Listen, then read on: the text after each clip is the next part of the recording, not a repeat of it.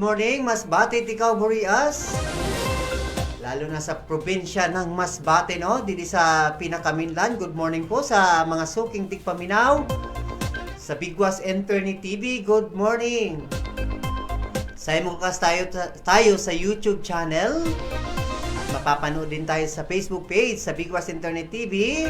Gayon din po sa Bigwas Internet TV sa YouTube channel. Sa mga hindi pa po nakasubscribe at nakapalo, i-follow na po at i-click ang notification bell sa YouTube channel para palagi po kayong updated sa anumang broadcast dito sa Bigwas Internet TV. Happy birthday sa mga nag-birthday ngayong araw, ha?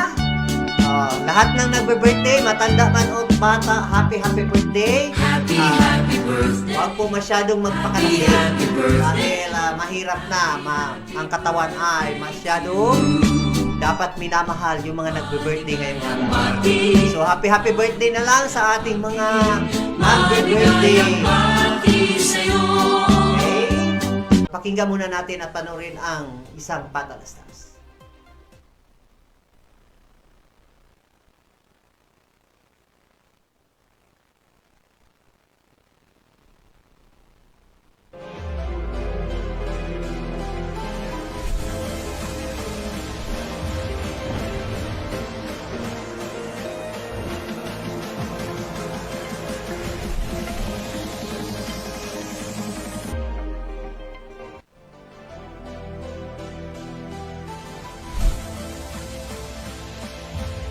Namumblema ka ba sa inyong budget na dalhin ang buong pamilya mo sa masasarap na restaurant? Huwag mo nang problemahin yan.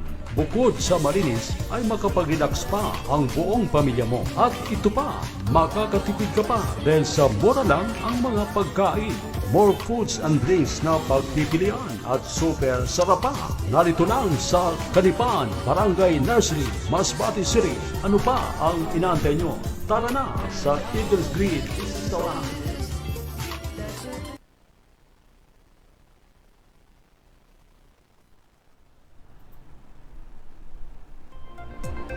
Hanap nyo ba'y makina para sa dagat sa inyong mga bangka? Generator, agricultural equipment, hardware materials? Huwag mag-alala, dito lang yan sa Siki Tatoy Enterprises, kompleto na, garantisado pa. Located at Quezon Street, Divisoria, Cauayan, Masbate.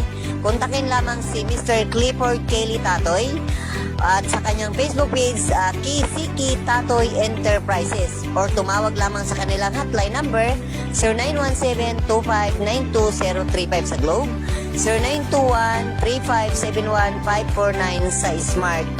Garantisado na, Siki Tatoy Enterprises. Ano ka man?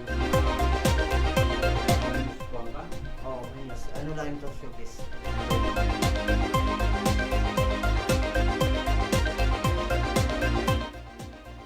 So ngayon, ang pina-topic natin, balik tayo dun sa ating topic nitong pasalo, no, sa bayan ng Katayngan. O, tanong natin, mga taong bayan, kayo po ba ay naripanan na? Yung mga taong umaasa sa mga ripan, kumusta po kayo dyan? Kayo po ba ay nakapag-relax na? O kayo po ba ay maayos na ang inyong kaisipan? O natanggap nyo na po bang buo ang ganitong sistema? O yung iyong naranasan dahil sa pasalo?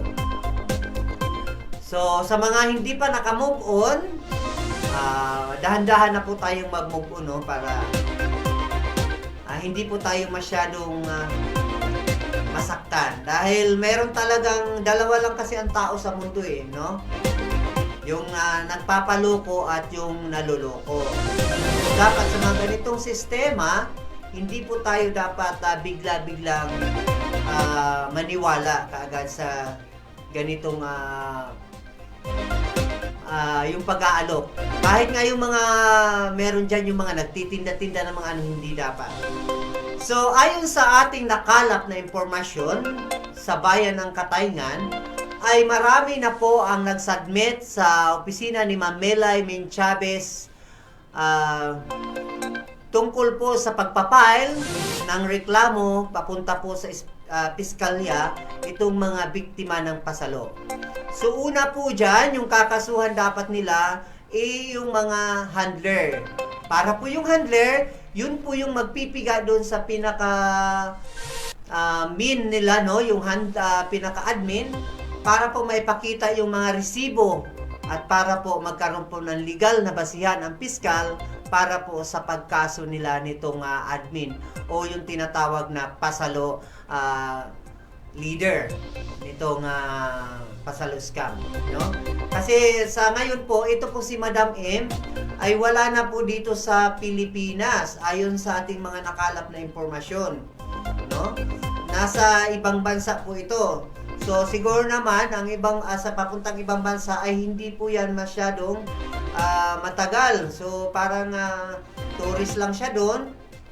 So ngayon, babalik at babalik din 'yon. So sa atin namang mga yun nga ang katanungan, no.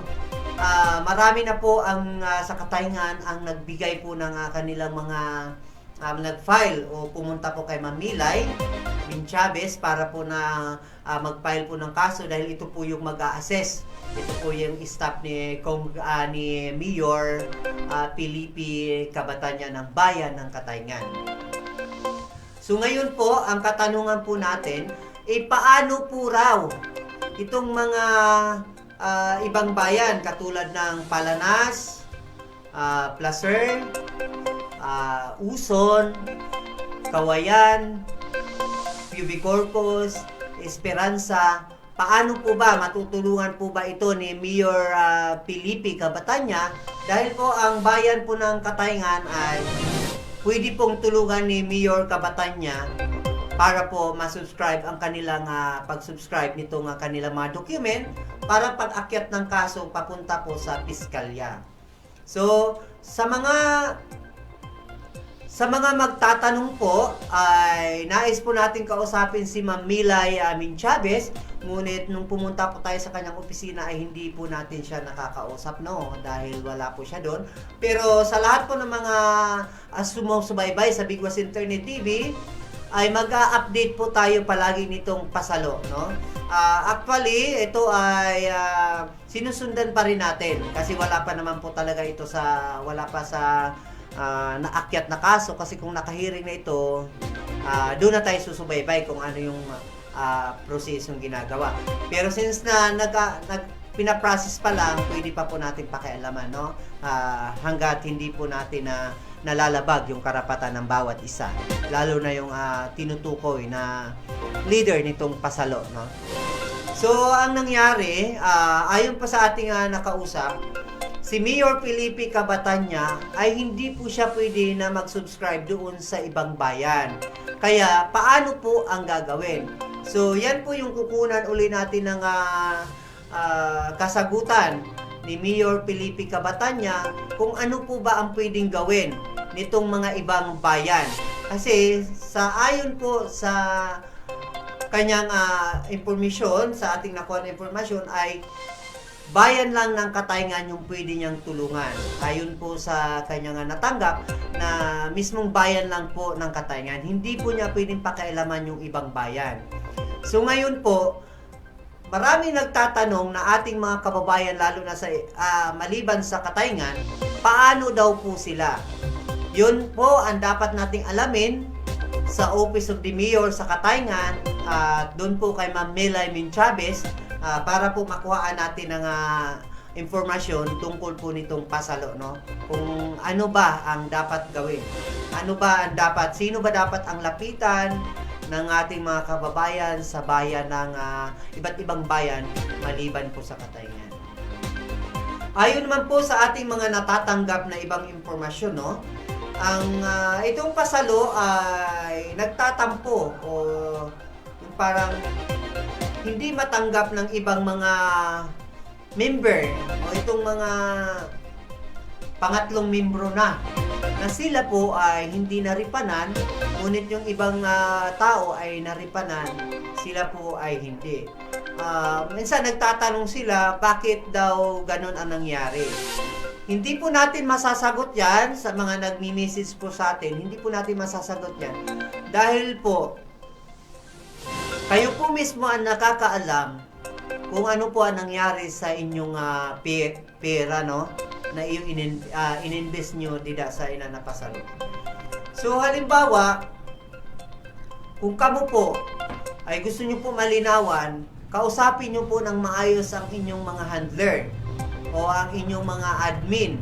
Kasi sa isang barangay, hindi lang pala handler meron din tinatawag na barangay admin. So, kung sino yung pinakamin nyo, yun yung kausapin nyo, no? Kasi hindi po pwede, katulad kaya yung na-interview natin kay Sir Joe doon sa Bayan ng Katayngan, siya yung admin doon sa barangay na yon. Pero, yung mga tao niya, meron din naman pala kumukulikta sa ibang tao, doon pinapasa sa kanya. Which is isa din siyang handler. May handler din siya, may handler din yung handler niya. So, hindi natin matukoy-tukoy kung sino talaga yung pinaka-main handler, no? Sino talaga yung pinaka-main, no?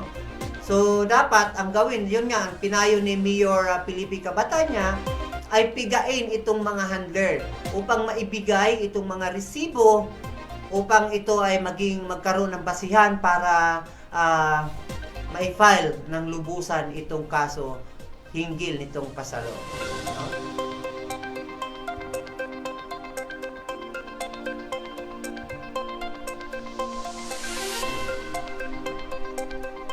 So marami ang nagtatanong sa atin minsan kung may pag-asa pa. Ako, hindi ko masasagot yan dahil hindi po ako member ninyo at lalong hindi naman po ako admin, no? Kasi kung siguro na admin ako, kung ako yung kung tumakas na, hindi na talaga may isasagot. So, ang gagawin po niyan ay mag-file na lang po kayo ng kaso.